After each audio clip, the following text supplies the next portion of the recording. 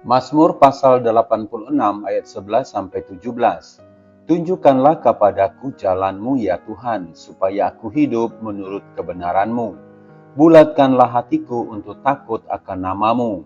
Aku hendak bersyukur kepadamu ya Tuhan, Allahku, dengan segenap hatiku dan memuliakan nama-Mu untuk selama-lamanya.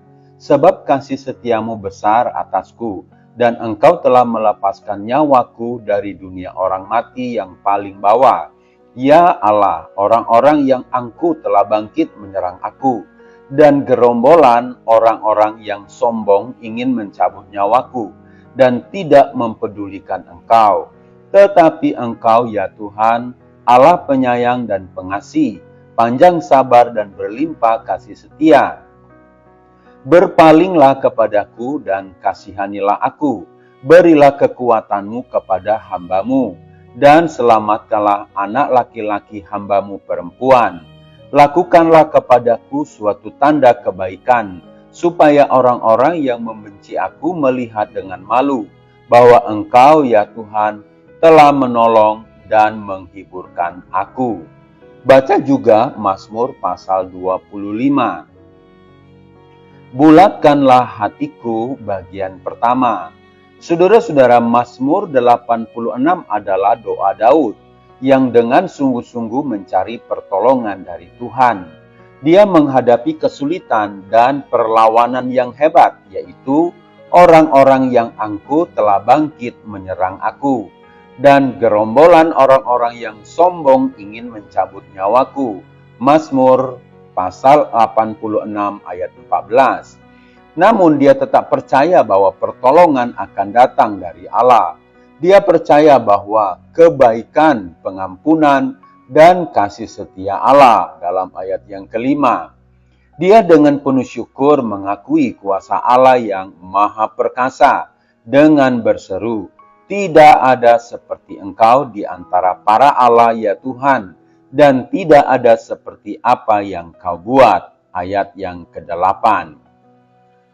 Namun hal yang signifikan adalah bahwa Daud melakukan lebih daripada sekedar memohon kepada Allah agar melepaskan dia dari ancaman-ancaman yang nyata dan terus-menerus dia hadapi. Pengakuan yang sama akan Allah yang mutlak di antara para Allah mendorong Daud untuk memohon, "Tunjukkanlah kepadaku jalan-Mu ya Tuhan, supaya aku hidup menurut kebenaran-Mu. Bulatkanlah hatiku untuk takut akan nama-Mu." Ayat 11. Dalam menghadapi orang-orang yang berbuat jahat kepadanya, Daud tetap memohon petunjuk dan tuntunan dari Tuhan. Saudara-saudara, ini adalah sebuah pengakuan kunci bagi orang Kristen. Fakta bahwa hanya ada satu Allah yang hidup, yang benar, dan memiliki implikasi yang jelas. Ini berarti bahwa hanya ada satu jalan yang benar untuk hidup. Jika hanya ada satu Allah, maka hanya ada objek yang benar bagi penyembahan. Rasa takut, rasa hormat, dan ketaatan hanya layak diberikan kepada Allah.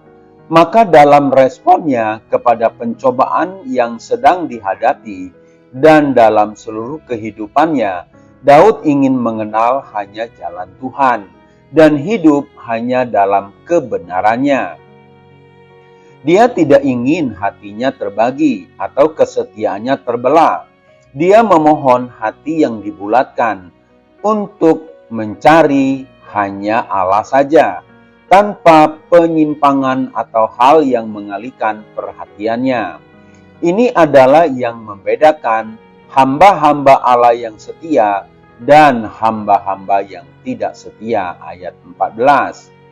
Saudara-saudara yang terkasih, marilah kita memperhatikan teladan Daud di sini. Ketika berada dalam tekanan, kita datang kepada Tuhan, memohon Allah melepaskan.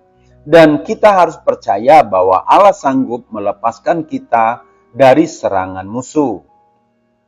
Jika Tuhan telah menjawab pergumulan kita, biarlah kita berkomitmen untuk berjalan dalam kebenaran Allah dengan hati yang bulat.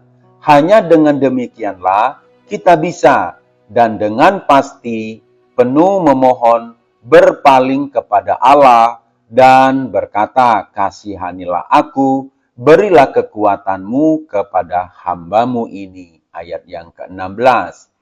Jadi dalam menghadapi musuh-musuh atau orang yang ingin berbuat jahat kepada kita, inilah doa kita.